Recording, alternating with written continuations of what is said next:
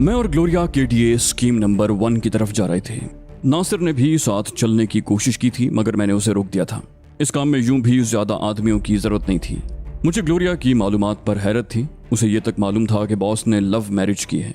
बकौल ग्लोरिया ये शादी हाल ही में हुई थी और मुझे इसकी इत्तला नहीं थी।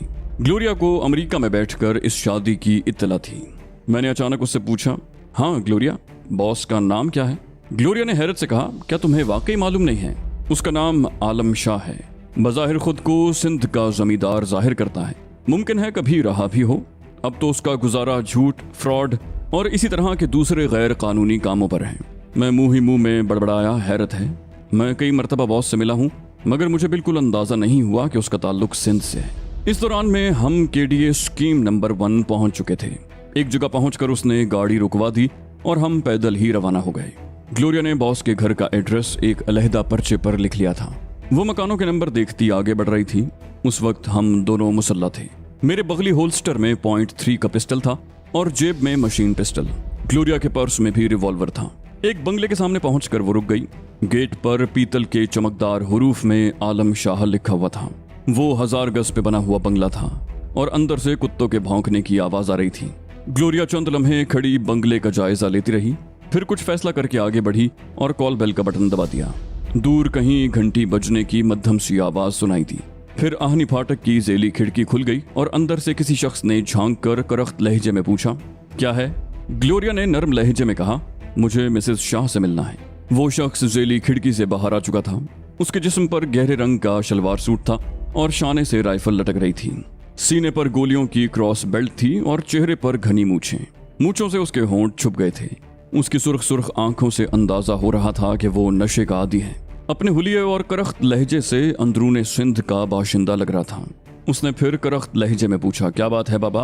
उर्दू में बात करो, मैं अंग्रेजी नहीं समझता। ग्लोरिया ने बहुत अदा से पलकें पटपटाई। बोली, मिसेस शाह। मैंने कहा, ये मिसेस शाह से मिलना चाहती हैं?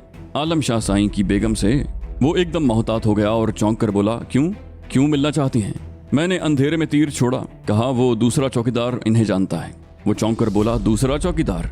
यहाँ तो कोई दूसरा चौकीदार नहीं है। मैंने बेपरवाही से कहा, तो फिर वो साईं का कोई मुलाजिम होगा। वो बोला, साईं के 2 नौकर और हैं, मगर वो अभी कुछ दिन पहले गांव से आए हैं। ये उन्हें कैसे जानती है? उसने मशकूक अंदाज में ग्लोरिया को देखा। ग्लोरिया ने मेरी तरफ इस्तफसार तलब नजरों से देखा तो मैंने उसे बताया कि बंगले में उसके सिवा 2 मुलाजिम और हैं। ग्लोरिया मुस्कुराकर बोली, ठीक है, फिर मैं इसे नॉकआउट कर दूं। मैंने खुले हुए गेट से अंदर देखा और चौंक कर बोला, वही आदमी तो था। चौकीदार नुमा शख्स चौंक कर मुड़ा। मैंने उसकी गर्दन पर कराटे का वार किया। वो अंदर की तरफ गिरता चला गया। गेट के सामने बजरी की रविश थी और उसके दोनों जानिब डमडम की बाड़ थी। मैंने उस देवहैकल शख्स को घसीट कर डमडम की ओट में डाल दिया। इस दौरान में ग्लोरिया दरवाजा बंद कर चुकी थी। अब मुझे उसके हाथ में रिवॉल्वर भी नजर आ रहा था। मेरा मशीन पिस्टल जैकेट की जेब में था, मगर मैं किसी भी लम्हे उसे निकाल सकता था। मुझे कुत्तों की तरफ से भी खतरा था, मगर वो शायद बंधे हुए थे, वरना अब तक हमारी तिक्का बोटी कर चुके होते। मैंने ग्लोरिया से कहा, तुमने गाड़ी इतनी दूर पार्क करके गलती की है। अगर हमें फौरी तौर पर यहाँ से फरार होना पड़ा तो? ग्लोरिया ने बेनियाजी से कहा, तो फरार हो जाना। फिर वो चौकन्ने अंदाज में आगे बढ़ती रही। मैं उसके जवाब पर भिन्ना गया, मगर मुंह से कुछ न बोला। मैं उन दोनों मुलाजिमीन की तरफ से मोहतात था जो चौकीदार के मुताबिक बंगले के अंदर मौजूद थे। मैंने जो ही पोर्च की सीढ़ियां तय करके बरामदे में कदम रखा, एक करख्त आवाज सुनाई दी, कौन हो तुम लोग? मैं और ग्लोरिया दोनों ही ठिठक गए। फिर मैंने संभल कर कहा, मिसेस शाह से मिलने आए हैं, मैं उनका मुलाजिम हूँ। तंजिया लहजे में पूछा गया, ये हाथ में रिवॉल्वर लेकर बेगम साहिबा से मिलने आई है? फिर एक सुतून की आड़ से बोलने वाला अचानक सामने आ गया। उसका हुलिया भी चौकीदार से मुख्तलिफ नहीं था। उसके चेहरे पर घनी दाढ़ी थी और वहशत कुछ ज्यादा थी। अचानक एक मुतरन्नम आवाज सुनाई दी, कौन है बख्शू?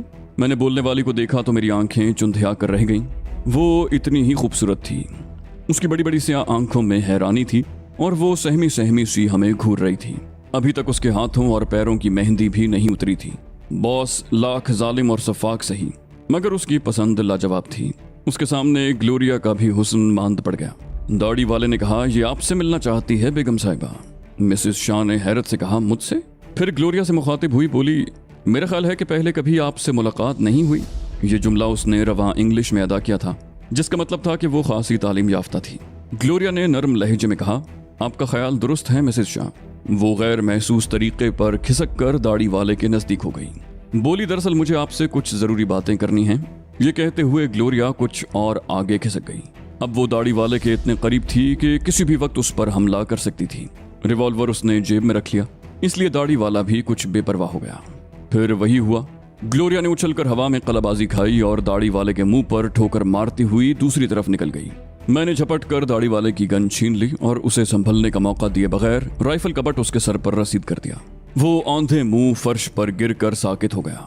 मिसेस शाह ने चीखने के लिए मुंह खोला, मगर उसकी आवाज हलक में ही घुट कर रह गई। ग्लोरिया ने अचानक उसके मुंह पर मजबूती से हाथ जमा दिया। सर्द लहजे में बोली, आवाज निकाली तो अभी यहीं ढेर कर दूंगी, खामोशी से हमारे साथ चलो। मिसेस शाह बुरी तरह हकलाने लगी, मगर कहाँ?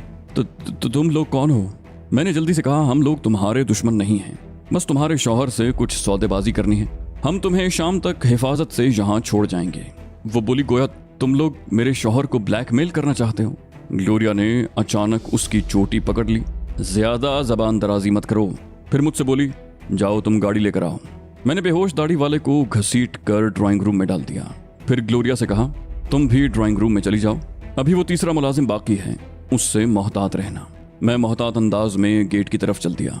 उस तीसरे मुलाजिम से किसी भी वक्त मुठभेड़ हो सकती थी। डमडम की ओट में चौकीदार भी बेसुध पड़ा था। मैं ज़ेली खिड़की खोलकर बाहर निकल गया। मैंने गाड़ी ला के गेट के बिल्कुल सामने पार्क की और ज़ेली खिड़की से एक मर्तबा फिर अंदर आ गया। अंदर दाखिल होते ही मेरी छठी हिस्स ने किसी गड़बड़ का एहसास दिलाया। मैंने डमडम की बाड़ की तरफ देखा तो चौंक उठा। चौकीदार वहां नहीं था। खतरे का एहसास होते ही मैंने वहां से निकलना चाहा। उसी वक्त डमडम की बाड़ के पीछे से कोई चीज उड़ती हुई मेरी तरफ आई। मैंने बेख्तियार बाईं तरफ छलांग लगा दी। मैं जमीन से उठने भी न पाया था कि वो चीज फिर मेरी तरफ झपटी। वो इंतहाई खतरनाक ग्रे हाउंड था। वो दबकी आवाज के साथ मुझ पर आ गिरा। मैंने घबराकर उसकी गर्दन पकड़ ली। वो खासा ताकतवर और वजनी कुत्ता था। उसके हलक से गुर्राहट निकल रही थी और वो मुझे भंभोड़ने के लिए बेचैन था। मैंने पूरी कुव्वत से उसका गला दबोच लिया। कुत्ता बुरी तरह तड़पने लगा। अगर मेरे जिस्म पर मोटे कपड़े की जीन्स और जैकेट ना होती तो उसके नोकीले पंजों से मैं बुरी तरह जख्मी हो गया होता। अब भी अगर उसकी गर्दन मेरे हाथों से छूट जाती तो वो मुझे उधेड़ कर रख देता। वो खासा कीमती कुत्ता था। उसे जाया करते हुए मुझे अफसोस हो रहा था, क्योंकि मुझे खुद कुत्ते पालने का शौक था। वो वक्त कुत्ते से हमदर्दी का नहीं था, वरना वो मुझे जाया कर देता। मैंने अपने जिस्म की तमाम कुव्वत अपने दोनों हाथों में मुंतकिल कर दी। कुत्ता बुरी तरह तड़पा, फिर आहिस्ता आहिस्ता पुरसुकून हो गया। उसके भारी जिस्म का पूरा बोझ मुझ पर था। उसकी जबान मजीद लंबी हो गई थी। वो बेजबान जानवर अपने मालिक पे कुर्बान हो गया। मैंने मुर्दा कुत्ते को पहलू में फेंका और उठ ही रहा था कि कोई तंजिया अंदाज में बोला, वाह तुम तो वाकई बहुत बहादुर हो, कुत्ते को मार दिया। मैंने उठने की कोशिश की तो वही आवाज फिर सुनाई दी, उठने की कोशिश मत करो खादू, इसे बांधो। फिर बोलने वाला अचानक मेरे सामने आ गया। वो चेहरा मेरे लिए अजनबी था, मगर मेरा अंदाजा था कि बंगले का तीसरा मुलाजिम वही है। वो बकिया दोनों से ज्यादा चालाक लग रहा था। उसके हाथ में 7mm की राइफल थी और उसके अंदाज से लग रहा था कि मैंने जरा भी हरकत की तो वो फायर कर देगा। मैं कुत्ते की लाश के साथ उसी तरह पड़ा रहा। फिर मुझे चौकीदार दिखाई दिया। वो न जाने कहां से रस्सी का एक लच्छा ले आया था। गोया राइफल वाले ने खादू कहकर उसी चौकीदार को मुखातिब किया था। चौकीदार दांत पीसता हुआ मेरी तरफ बढ़ा और रस्सी को कोड़े की तरह मेरे जिस्म पर मारा। उसने दूसरा वार किया तो मैंने सुरत से रस्सी का सिरा पकड़ लिया और उसे इतनी जोर से झटका दिया कि वो मेरे ऊपर आ गिरा। उसका वजनी जिस्म मुझ पर गिरा तो चंद लम्हों के लिए मेरी सांस रुक गई। फिर मैंने उसे पकड़ने की कोशिश की तो वो फुर्ती से पीछे हटा और एकदम खड़ा हो गया। राइफल बरदार दांत पीस कर बोला, लगता है तुझे ठिकाने लगाना ही पड़ेगा। तभी ठक की आवाज आई और राइफल बरदार कटे हुए दरख्त की तरह जमीन पर गिर पड़ा। मैं अभी उसके गिरने पर गौर कर ही रहा था कि ग्लोरिया उछलकर सामने आ गई। उसके हाथ में राइफल थी। उसने शायद राइफल बरदार के सर पर राइफल का बट मारा था। मेरी तरह खादू भी हैरान था। फिर जब तक वो कुछ समझता, ग्लोरिया ने उसके सर पर भी राइफल को डंडे की तरह घुमा दिया। वो एक मर्तबा फिर बेहोश हो गया। ग्लोरिया झुंझुलाकर मुझसे बोली, तुम क्या यहाँ आराम फरमाने आए थे? मैंने उठते हुए तंजिया लहजे में कहा, नहीं, मैं तो यहाँ कुत्तों से रेसलिंग करने आया था। ग्लोरिया मेरे तंज को नजरअंदाज करते हुए बोली, इससे पहले कि यहाँ कोई और आ जाए, यहाँ से निकलो। मैं खामखा खून खराबा नहीं चाहती। बॉस की बीवी अंदर बेहोश पड़ी है, उसे उठाकर गाड़ी में डालो। वो मुझे यूं हुक्म दे रही थी जैसे मैं उसका अदना मुलाजिम हूँ। मैं गुस्सा जब्त करता हुआ अंदर चला गया। ड्राइंग रूम के एक सोफे पर मिसेस शाह बेहोश पड़ी थी। इस आलम में वो मजीद क़यामत ढा रही थी। मैंने आगे बढ़कर उसके जिस्म को उठाकर कंधे पर डाला और बाहर निकलने ही वाला था कि मेरी नज़र दाढ़ी वाले पर पड़ी। वो आहिस्ता आहिस्ता होश में आ रहा था। मैंने आगे बढ़कर उसकी खोपड़ी पर जोरदार लात जमा दी। वो फिर बेहोश हो गया। मैं मिसेस शाह को कंधे पर उठाए बाहर निकल आया। ग्लोरिया पहले ही गाड़ी में बैठ चुकी थी। उसने तेज सरगोशी में कहा, जल्दी से आ जाओ कामरान, इस वक्त मैदान साफ है। मैंने मिसेस शाह को गाड़ी की पिछली नशिस्त पर एहतियात से लिटाया और खुद स्टीयरिंग सीट पर बैठ गया। फिर हम आधे घंटे के अंदर अंदर नासिर के पोल्ट्री फार्म पर पहुंच गए। ग्लोरिया ने वापस पहुंचते ही बॉस को टेलीफोन किया और जहरीले लहजे में बोली, हेलो आलम शाह, मैं ग्लोरिया बोल रही हूँ। अच्छा, पहले मेरी बात सुन लो, सब चौकड़ी भूल जाओगे। मुझे बताओ कि तुम मेरी जान क्यों लेना चाहते थे। चलो ठीक है, मत बताओ, लगता है तुम्हें अपनी बीवी से मोहब्बत नहीं। चौंको मत, मैं जब तुम्हारा असली नाम जान सकती हूँ तो ये भी जान सकती हूँ कि तुमने अभी हाल ही में शादी की है। मैंने सरगोशी में कहा, गुफ्तगू मुख्तसर करो ग्लोरिया। ग्लोरिया ने ड्रामाई अंदाज में कहा, तुम्हारी बीवी अब मेरे कब्जे में है। अब मुझसे बात करना चाहते हो तो ट्रांसमीटर इस्तेमाल करना, क्योंकि मैं फौरी तौर पर ये जगह छोड़ रही हूँ। ये कहकर ग्लोरिया ने सिलसिला मुनक़ता कर दिया। फिर मुझसे मुखातिब होकर बोली, तुम्हारा क्या ख्याल है कि इस वक्त आलम शाह का क्या हाल होगा। मैंने कहा, अगर वाकई उसे अपनी बीवी से बहुत ज़्यादा मोहब्बत है तो वो ज़मीन आसमान एक कर देगा और सबसे पहले ये मालूम करने की कोशिश करेगा कि तुमने ये कॉल कहाँ से की थी, मगर फ़िलहाल ये मालूम नहीं कर सकेगा। हाँ, अगर तुमने दोबारा उसे यहीं से फ़ोन किया तो वो यकीनन मालूम कर लेगा। ग्लोरिया ने कहा, मैं भी कच्ची गोलियां नहीं खेली हूँ। मैंने इसीलिए उसे ट्रांसमीटर पर बात करने की हिदायत की है। हम अभी बिल्कुल मुखालिफ समत में जाकर उससे बात करेंगे। मैंने उलझ कर पूछा, तुम उससे बात क्या करना चाहती हो। वो बोली, मैं उससे सिर्फ ये मालूम करना चाहती हूँ कि उसने किसके हुक्म पर मेरी जान लेने की कोशिश की। फिर वो नासिर से बोली, मिस्टर नासिर, आप हमारी इस खूबसूरत मेहमान का ख्याल रखिएगा, हम बस अभी आते हैं। नासिर ने खुश दिली से जवाब दिया, आप बिल्कुल बेफिक्र हो जाएं, आपका खादिम यहाँ मौजूद रहेगा। इस मरतबा भी स्टीयरिंग मैंने संभाला और सोहराब गोट से गुजरने के बाद मैं नॉर्थ नाज़माबाद की तरफ मुड़ गया। मेरा रुख अब नॉर्थ कराची की तरफ था। नॉर्थ कराची का इलाका उन दिनों आबाद हो रहा था। इक्का दुक्का मकान ज़ेरे तामीर दिखाई दे रहे थे। उससे आगे बिल्कुल जंगल था। सुरजानी टाउन का उन दिनों वजूद भी नहीं था। मैंने वहीं गाड़ी रोक दी। ग्लोरिया ने अपने बैग से छोटा सा एक ट्रांसमीटर निकाला और फ्रिक्वेंसी सेट करने लगी। फ्रिक्वेंसी सेट होते ही ट्रांसमीटर पर कॉल का इशारा मौसूल हुआ। ग्लोरिया ने गाड़ी के शीशे चढ़ाए और ट्रांसमीटर ऑन कर दिया। कोई मुसलसल बोल रहा था, हेलो हेलो। ग्लोरिया ने कहा, हेलो, कहो क्या कहना चाहते हो। आवाज़ आई, ग्लोरिया, मेरी बीवी को मेरे हवाले कर दो वरना मैं। ग्लोरिया तज़हीक आमेज़ लहजे में बोली, क्या करोगे तुम। मैं तुम्हारी बीवी को छोड़ दूंगी मगर एक शर्त पर। तुम मुझे सिर्फ ये बता दो कि तुमने किसके हुक्म पर मुझे कत्ल करवाना चाहा। बॉस ने कहा, मुझे ये हुक्म हेडक्वार्टर से मिला था। ग्लोरिया सख्त लहजे में बोली, हेडक्वार्टर से किसने हुक्म दिया था और क्यों, मुझे तफसील से बताओ। बॉस ने कहा, इससे ज़्यादा मैं तुम्हें नहीं बता सकता। ग्लोरिया ने शफ़ाक लहजे में कहा, फिर अपनी बीवी की तरफ से भी मायूस हो जाओ। मैं उसे जान से नहीं मारूंगी, बस उसका खूबसूरत चेहरा मस्ख कर दूंगी। बॉस ने वहशत आमेज़ लहजे में कहा, नहीं ग्लोरिया, मेरी बीवी को ज़रा सी भी गजंद पहुंची तो मैं दुनिया के दूसरे सिरे तक तुम्हारा पीछा करूंगा। ग्लोरिया बोली, ठीक है, करते रहना, तुम्हारी बीवी कल किसी वक्त तुम्हें मिल जाएगी, मस्ख चेहरे और बेनूर आंखों के साथ, ओवर एंड ऑल। बॉस ने खुशामद भरे लहजे में कहा, सुनो ग्लोरिया, मुझे तुम्हारे कत्ल का हुक्म डेविड सोलोमन ने दिया था। उसने मुझसे कहा था कि ग्लोरिया हमें डबल क्रॉस कर रही है, पाकिस्तान पहुंचते ही उसे ख़त्म कर दो। ग्लोरिया ने जहरीले लहजे में पूछा, और कामरान से क्या गलती हुई थी। बॉस ने कहा, वो अहमक तो खामखा लपेट में आ गया, दिलावर तो तुम्हारे ही पीछे गया था। कामरान को धमका कर वो तुम्हें एतमाद में लेना चाहता था। ग्लोरिया ने पूछा, तुम ये बात इतने वसूख से कैसे कह सकते हो। वो बोला, दिलावर के एक साथी ने मुझे बताया है कि दिलावर का मंसूबा क्या था। न जाने उस अहमक से किसने कह दिया था कि कामरान को धमका कर तुम्हारा एतमाद हासिल कर सकेगा।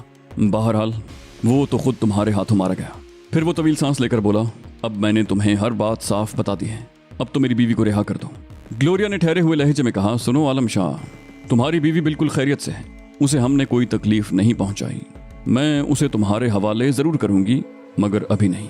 बॉस ने इस तरह आमेज़ लहजे में पूछा, तो फिर कब। ग्लोरिया ने कहा, जब मैं यहाँ से चली जाऊंगी।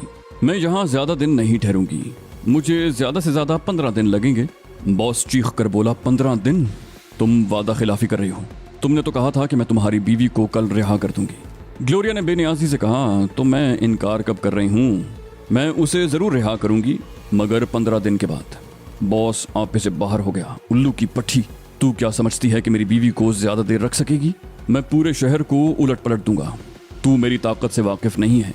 मैं तो तुझे ज़मीन की तह में से भी खोद कर निकाल लूंगा।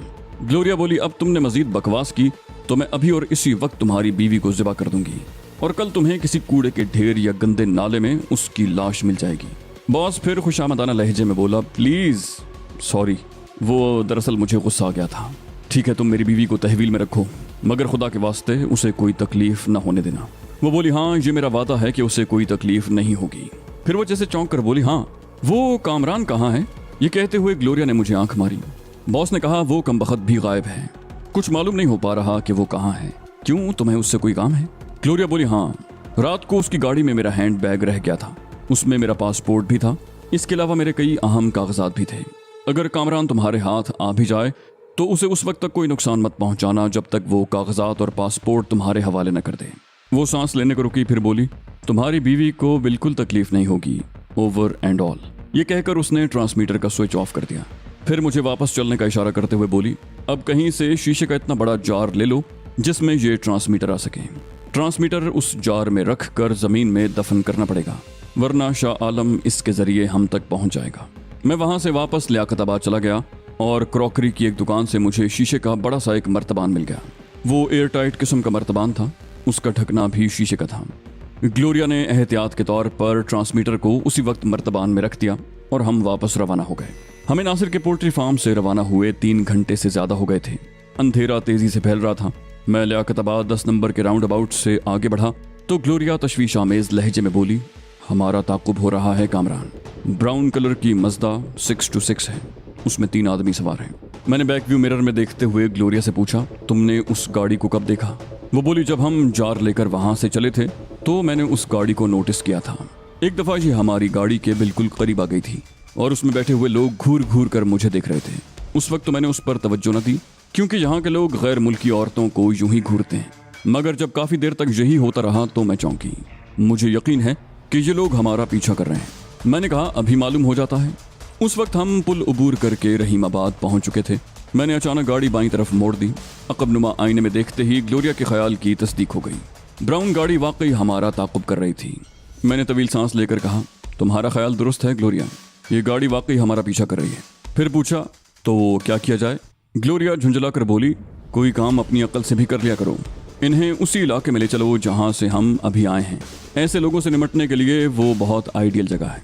ये कहते हुए उसने अपना पर्स खोल कर रिवॉल्वर निकाल लिया। उसने पूछा, तुम्हारे पास रिवॉल्वर है? मैंने हंसकर कहा, मैं तो बाथरूम भी बगैर हथियार के नहीं जाता। ये कहते हुए मैंने गाड़ी की स्पीड बढ़ा दी। आधे घंटे के बाद हम फिर उसी इलाके में थे। ब्राउन गाड़ी मुसलसल हमारा ताकुब कर रही थी। मैंने गाड़ी अचानक रोक दी और उतरकर उसका बोनट खोल दिया।